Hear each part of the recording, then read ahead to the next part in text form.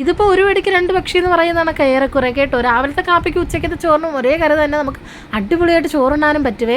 അതിന് തന്നെ സവാളയും കാശ്മീരി ചിരി കൂടെ മിക്സിക്കാതെ ജാറിനകത്തിട്ട് ജസ്റ്റ് ഒന്ന് കറക്കി ഇങ്ങ് എടുക്കണേ.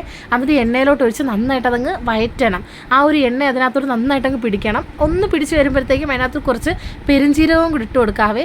എന്നിട്ട് നല്ല രീതിയിൽ അങ്ങ് മിക്സ് ചെയ്ത് കൊടുത്തതിന് ശേഷം അതിനകത്തോട്ട് കുറച്ച് മുളക് പൊടിയും മഞ്ഞപ്പൊടിയും കുറച്ച് ഗരം മസാലയും മല്ലിപ്പൊടിയും കൂടെ എല്ലാം ഒരു അര സ്പൂൺ ഇട്ടാൽ മതി കേട്ടോ. കാശ്മീരി ചില്ലി ആണെങ്കിൽ കുറച്ചും കൂടെ നല്ലത്.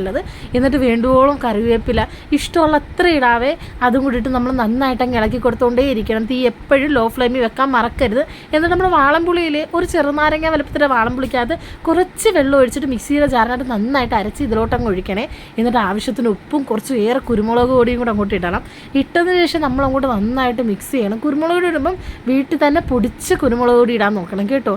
എന്നിട്ട് നന്നായിട്ടങ്ങ് ഇളക്കണം. ആ ഒരു പുളിയുടെ പുളിയും ആ ഒരു എരിയുടെ എരിയൊക്കെ ആകുമ്പോൾ നല്ല അടിപൊളിയായിരിക്കും.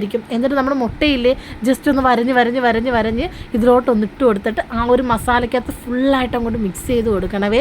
നമ്മുടെ വീട്ടിൽ കുഞ്ഞു പിള്ളേരായാലും വലിയ കുഞ്ഞുങ്ങളായാലും ഒരേ കണക്ക് ഇഷ്ടപ്പെടുന്ന ഒരു കറിയാണ്. എല്ലാവരും മസ്റ്റായിട്ട് ട്രൈ ചെയ്ത് നോക്കണം കേട്ടോ. ചപ്പാത്തിയുടെയും ചോറിനൂടെയൊക്കെ അടിപൊളിയായിരിക്കും. ഈ ഗ്രേവി മാത്രം മതി. ഒക്കെ മിക്സ് ചെയ്യൂ.